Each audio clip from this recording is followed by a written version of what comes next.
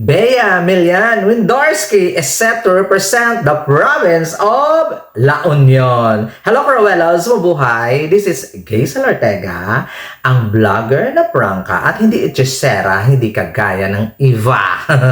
Welcome back to my channel! At syempre, ito na nga, nag-confirm na nga ang ating mga manok ng mga Team BMW. Mga Team BMW. Ano, sino si Tem? Ano yun? Ayan. Iba yung sinasabi ng utak ko, iba yung pinopronounce ng bibig ko. May ganon, nakakaloka talaga minsan, no? Tama naman yung nasa isip mo, pero bakit iba yung nababanggit ng bibig mo? Ay, mabuti na lang. Nakita ba ninyo kung paano niya lampasuhin ng comm skills niya ang mga pageant media? Nakita ba ninyo kung paano na sinagot ang bonggang-bonggang walang spare me this, ang hilig yung mga, ang dami kasing beauty queen na mahilig sa ng lugaw, ng kanin. yung kumukulong kanin, di ba may Ang hilig nilang bumanggit doon, di ba? Si Bea, hindi mo man lang makikita ang bumabanggit ng Hindi niya alam yung salitang Di ba? Ang perfect. Hindi lang maganda, hindi lang matangkad, hindi lang matalino. Ay, nako. Alam nyo na, di ba? Si Bea Milian Windorsky ay napaka-legit ang advocacy. So talagang kakabahan ka talaga ng bonggang-bongga kung makakalaban mo siya. Tingnan mo kanina sa press, signing of contract. Towering be, likod pa yon, litaw ulo. Samantalang yung mga unano na sa harap. Aura-aura lang siya ng ganon. O, di ba? Stand out. O, di ba? Hindi kailangan ng hype kasi sa kanya kasi alam mo yun, yung pagkatao niya mismo, yung beauty na mismo, yung appearance niya mismo ang magbibigay sa iyo ng, uy, eto to, panlaban natin to. Mga ganon, nakakaloka. Siyempre may babasahin ako dito sa kanya. Bea previously competed in the international stage at Miss Earth 2024. Alam naman ninyo yan. At siyempre nanalo nga siya doong Miss Earth Water 2024. Niligwak siya ni Jessica Lange. Ang gagaling din naman kasi nilang apat doon at that time. So wala ka namang itulak abigin kung sino talaga ang maging Miss Earth. Pero dahil hindi naman siya talaga nanalo Miss Earth 2024, lumipat na lang siya ng Miss Universe Philippines para mag-compete naman siya sa Miss Universe. O, diba? Pero at that time, nirepresent niya ang USA sa Miss Earth. Kasi doon siya nag-compete locally sa USA ng Miss Earth. Alam mo naman, ang Miss Earth ay malakas talaga sa USA. Talagang yun ang ina-advocate ng mga peoples doon.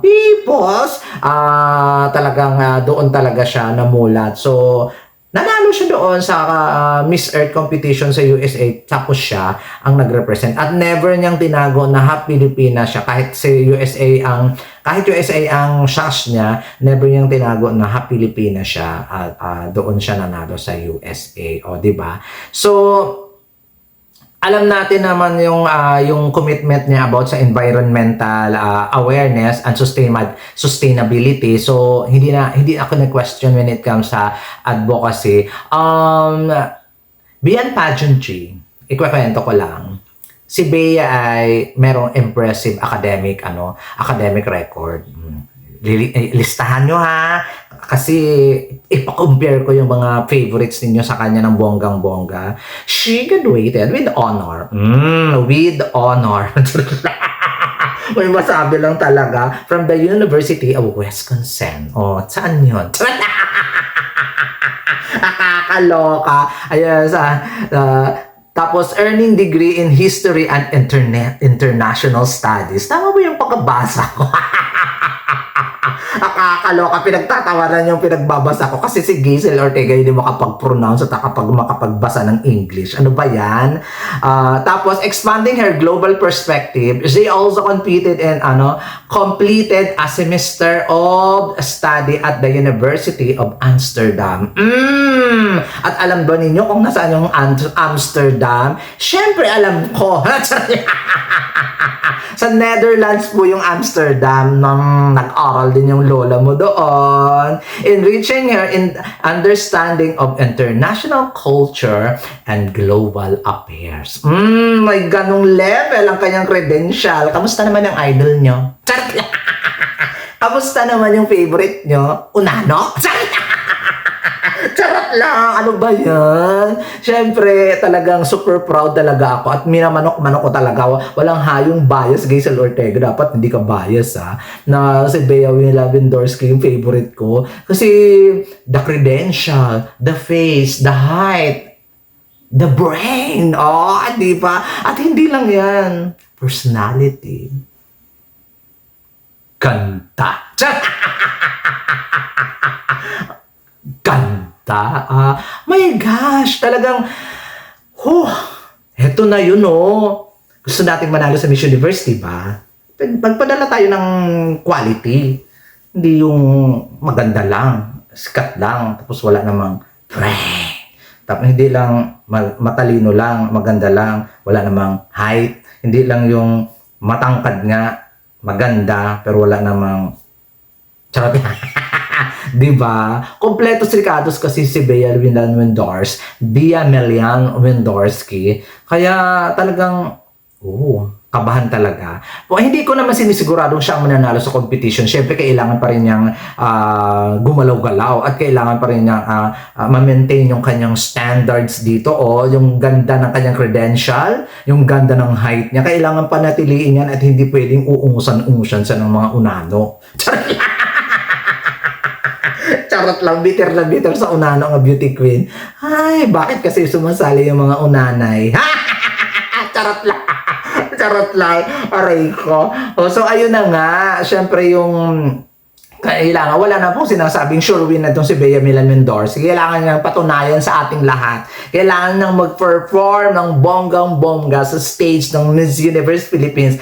At bukod doon sa kanyang napakagandang mukha, napakagandang credential, napakatalinong utak at napakatangkad na height. Kailangan niyang patunayan na may galawang Miss Universe siya. Yun yung gusto ko makita ngayon. Siyempre, yung galawang Miss Earth na ipikita niya na sa akin. Gusto ko i-level upan niya ng bonggang-bongga yung galawang Miss Universe talaga. So, yun kailangan niyang ipakita para, alam mo na, yung panatag na yung loob ng mga team BMW na pang winner at siya na ang susunod na Miss Universe. Siya na kaya ang 5th crown? For sure maraming bitter dan. Sabi pa ng mga mukha, ano pa rin ako, Nicole pa rin ako. Sabi ni Jeb, Bella Ismael pa rin ako. Sabi naman iba, hindi no? Mas magaling kaya dyan si Roxy, sabi ng mga taga-Baguio. Ay, bukas. Ngayon pala, abangan nyo. May hindi pa nagpapakilala pa yung mga magsasign ng contract. Ayaw niya nang gumastos doon sa pub revealing. So, diretso na lang siya ng signing of contract. Parang atisa lang ang laban. Nakakaloka. Ayun na nga. Binasa ko na sa inyo ang credential ni Miss Bea Melian Windorsky. So, sana naman ay nagising na kayo, di ba? At magbago na kayo ng idol. Ha? Di naman idol. Sana naman magising kayo at magbago na kayo ng bias. Di ba? Walang pagkukulang. Perfect!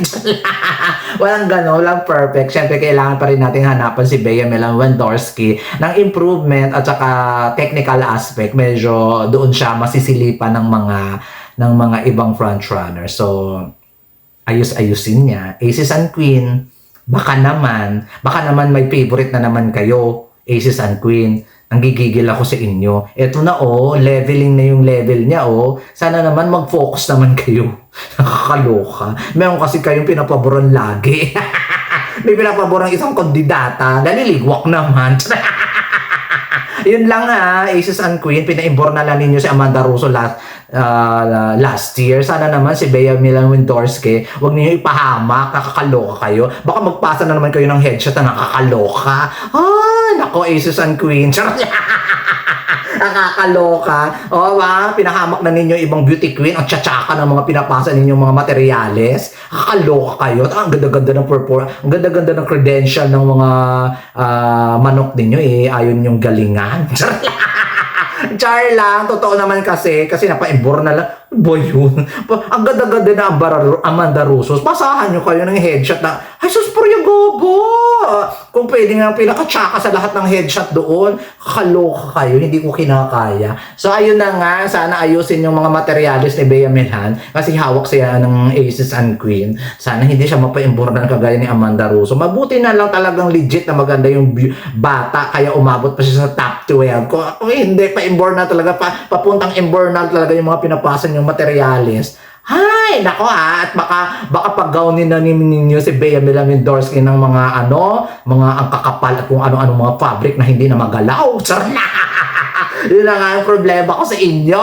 Hello Ace and Queen, nakakaloka. Nire-respeto ko kayo pero minsan nakakaloka din talaga yung mga manok ninyo. May pinapaboran kasi kayo pag hindi masyadong sikat din yung pinapansin. Kahit ang laki-laki ng potential. There you go guys. Ayun ang aking sabi.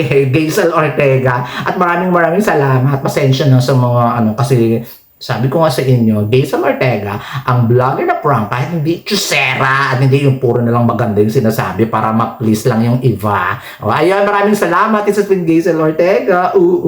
Paalam. Bea, Jet, ano na? Nga.